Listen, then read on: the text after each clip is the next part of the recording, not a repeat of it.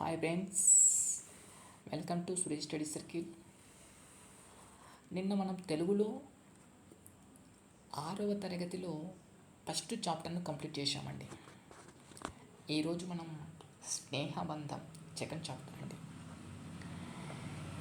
ఈ స్నేహబంధం అనే పాఠ్యాంశము కథా ప్రక్రియకు సంబంధించింది. ఇతివృత్తం వచ్చేసి నైతిక విలువలు. మనం ప్రతి పాఠ్యాంశానికి సంబంధించినటువంటి ప్రక్రియ ఇతివృత్తాన్ని కంపల్సరీ గుర్తుంచుకోవాలి. ఎగ్జామినర్ వీటిని ఫోకస్ చేస్తున్నాడండి. ఈ స్నేహబంధం అనే పాఠ్యాంశము కథా ప్రక్రియకు సంబంధించింది, నైతిక విలువలు ఇతివృత్తానికి సంబంధించినటువంటి. ఇక ఈ పాఠ్యాంశం యొక్క ఉద్దేశం ఇంపార్టెంట్ అండి. ఏది ఉద్దేశం అంటే స్నేహం యొక్క గొప్పతనాన్ని తెలియజేయడమే ఈ యొక్క పాఠ్యాంశం యొక్క ఉద్దేశం అని గుర్తుంచుకోండి. స్నేహబంధం అనే పాఠ్యాంశం యొక్క ఉద్దేశం ఏంది? స్నేహం యొక్క గొప్పతనాన్ని తెలియజేయడం. పాఠం పేరులోనే ఉంది, స్నేహం యొక్క గొప్పతనాన్ని తెలియజేయడం అని. ఇకపోతే రచయిత, స్నేహబంధం అనే పాఠ్యాంశ రచయిత చిన్నయ్య సూరి. మరి ఈ పాఠ్యాంశము కథా ప్రక్రియకు సంబంధించిందని చెప్పుకున్నాం. అసలు కథ అంటే ఏంది? కథలో ప్రధానంగా మనకి ఏముంటుంది? కథలో మనకు ఆకట్టుకునే కథనం ఉంటుంది, సరళత ఉంటుంది, పాత్రలకు తగిన సంభాషణలతో కూడుకుని ఉన్నదే కథ. ఆకట్టుకునే కథనము, సరళత, పాత్రలకు తగిన సంభాషణతో కూడుకుని ఉన్నదే కథ. విష్ణు శర్మ సంస్కృతంలో మనకు పంచతంత్రం అనే గ్రంథాన్ని రచించిండు. ఈ పంచతంత్రం ఆధారంగా చిన్నయ్య సూరి తెలుగులోకి అనువదించిన మిత్రలాభంలోని కథకు సరళ వచన రూపమే ఈ యొక్క పాఠ్యభాగము.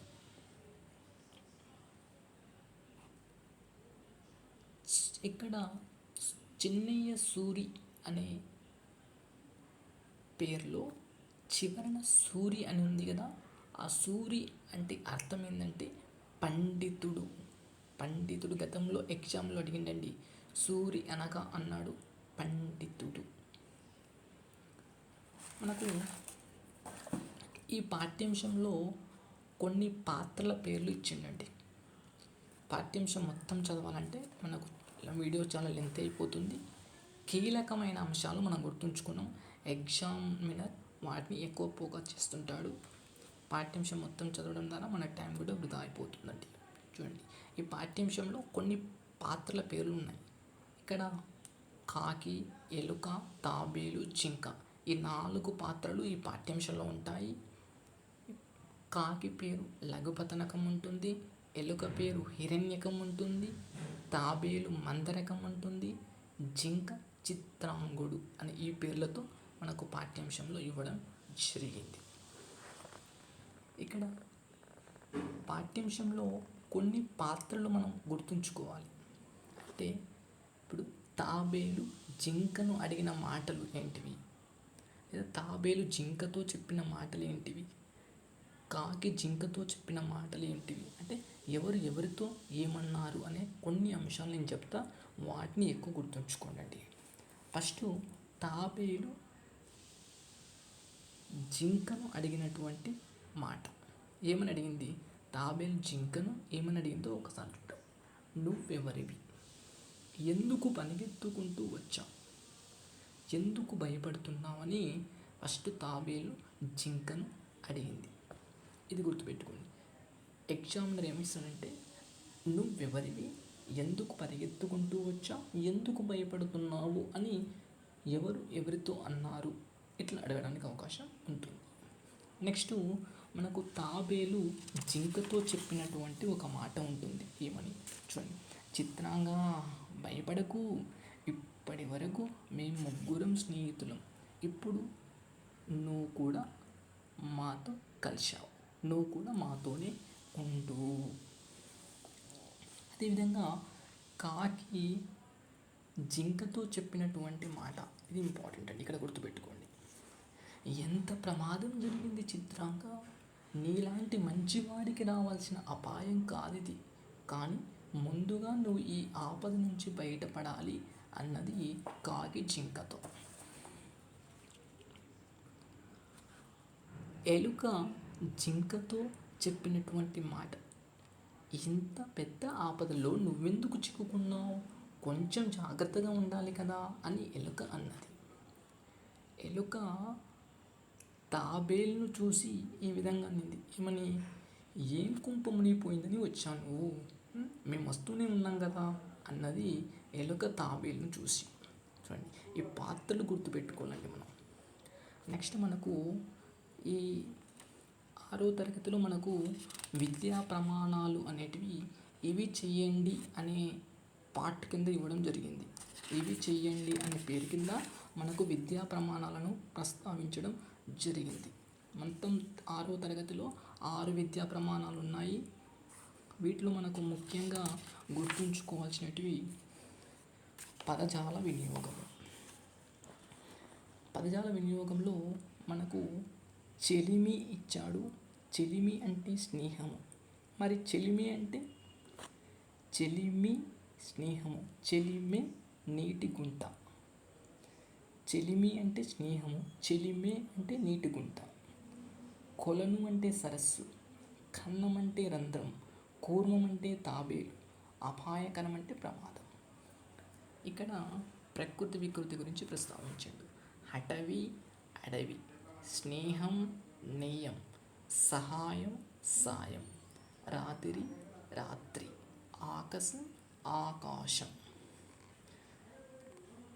ఒక పదానికి అదే అర్థం వచ్చేటటువంటి వర్డ్స్ ఇచ్చిండు. కన్నము, రంధ్రము, బిలం, కొలను సరస్సు, కాకి వాయిస్, సౌఖ్యం నెయ్యం. ఇక మనకు భాషాంశాల కిందకి భాషను గురించి తెలుసుకుందాం అనే పార్ట్ కింద మనకు అచ్చులు, హల్లులు, ఉభయాక్షరాలను కూడా ఇవ్వడం జరిగింది. ఇక్కడ అచ్చులలో హ్రస్వాచ్చులు, దీర్ఘాచ్చులు ఉంటాయి. హ్రస్వాలు అంటే ఒక మాత్ర కాలంలో పలికేటివి, దీర్ఘాలు అంటే 2 మాత్రల కాలంలో పలికేటివి. మాత్ర అంటే ఏంది, కనురెప్పపాటు కాలమే మాత్ర. అడుగుతానండి, మాత్ర అనగా అంటాడు కనురెప్పపాటు కాలము. ఇవి. నెక్స్ట్ మనకు హల్లులు. హల్లులలో మనకు కవర్గము, చవర్గము, టవర్గము, తవర్గము, పవర్గము. ఈ వర్గాక్షరాల గురించి మనకు ఫస్ట్ పాఠంలో తెలుసుకున్నామండి వీటి గురించి.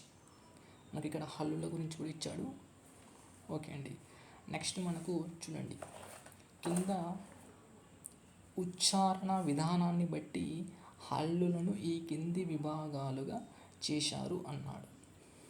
ఇక్కడి నుంచి బిట్టు కంపల్సరీ 1 మార్క్ వస్తుందండి, బాగా గుర్తుపెట్టుకోండి. పరుషాలు అంటే ఏవి, సరళాలు అంటే ఏవి?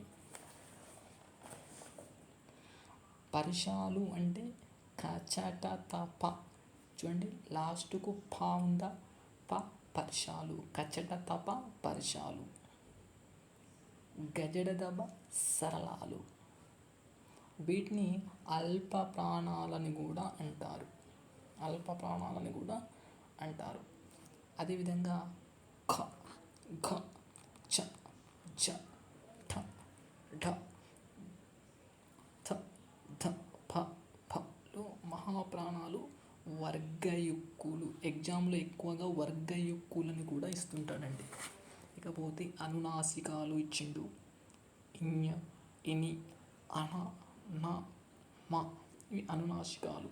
అంతస్తాలు, యార, లావ, ఊష్మాలు అంటే ఊది పలికేటివి, శేష, సహ ఇవ్వండి. ఇకపోతే మనకు కీలకంగా